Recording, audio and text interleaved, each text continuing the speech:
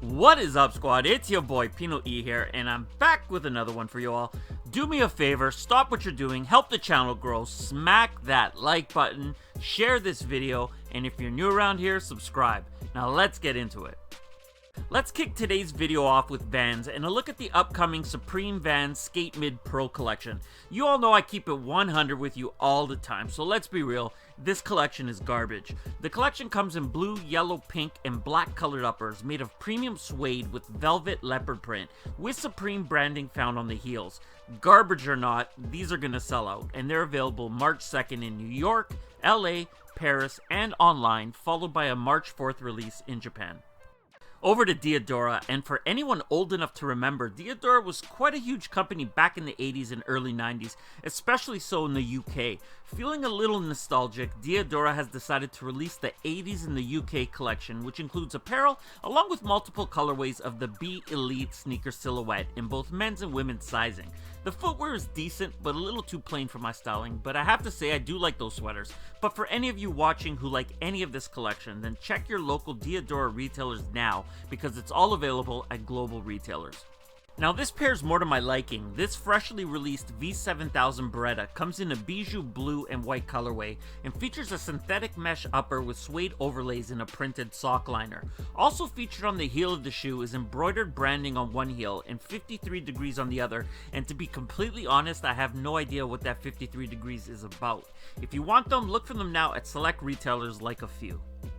Over to Ewing, and what we have up on screen is an image that Ewing brand posted on Instagram, which is an upcoming collaboration with 2 Chainz. The shoe is based off the 33 high silhouette, and it features tape construction and a black and gray checkered upper on a white outsole. Decent looking in my opinion. Stay tuned for more info.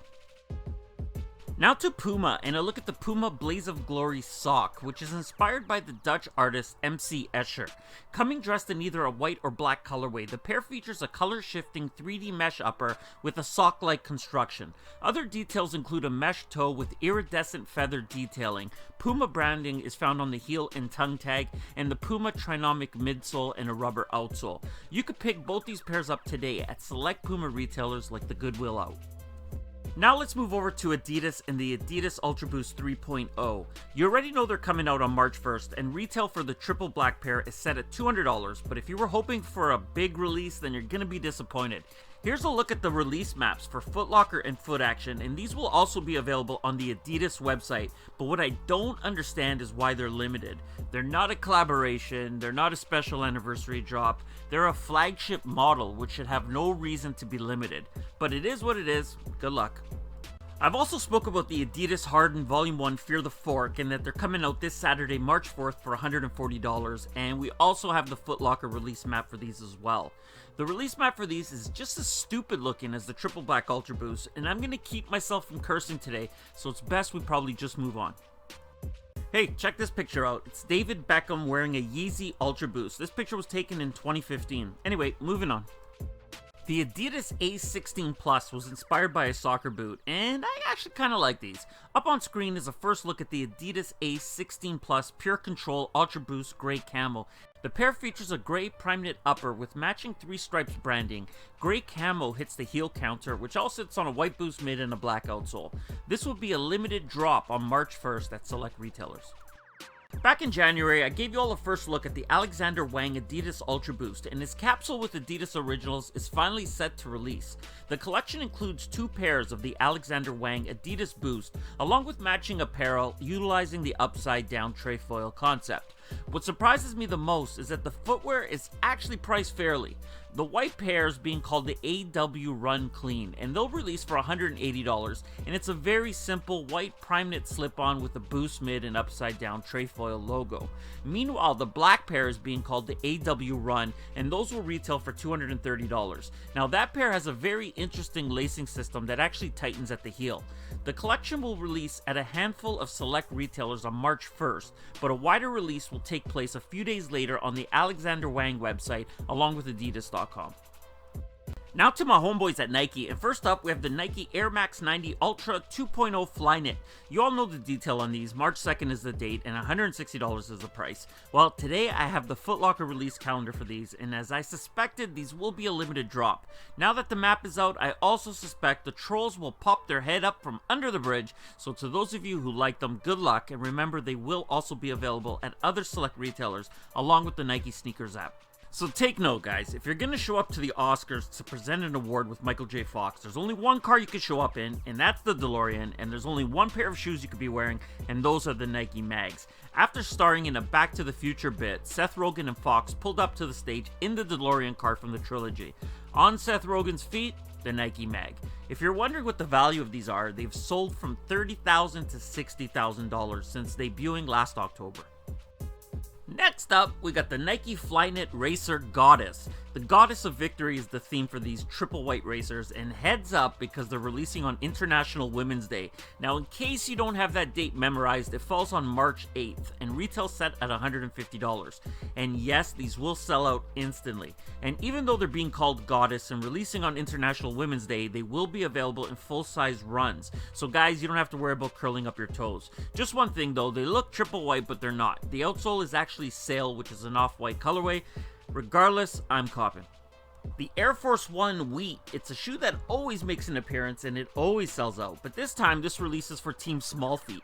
This grade school exclusive Wheat edition of the Air Force One features a full flax colored nubuck upper that sits on a gum outsole and comes with boot style laces. They've already started to arrive to retailers overseas, but will arrive stateside shortly.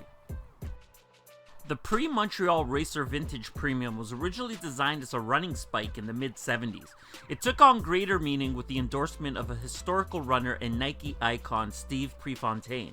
Now updated with a waffle-inspired outsole and premium leather material, the track-inspired silhouette continues Pre's legacy.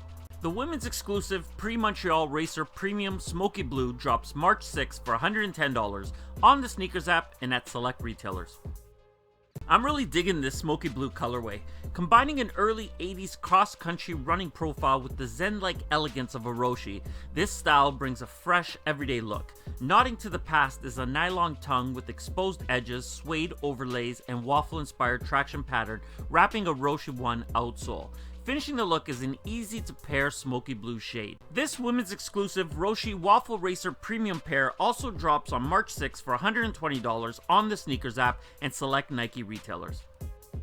Next up for Nike is a first look at the new Nike Flyknit Racer coming in a Legion Blue colorway. Using a mixture of Legion Blue and Mica Blue, the upper is built with Nike Flyknit sitting on a white mid and a black outsole. The expected release date for these is May 19th when they'll become available at Nike.com and select retailers for $150. So here's today's question to you all. What do you think of the racers? In my opinion, Nike is obviously trying to respond to the Ultra Boost, and they've been coming with some dope colorways and I like them. Anyone excited for these racers, or are you over it and have you moved on to Adidas?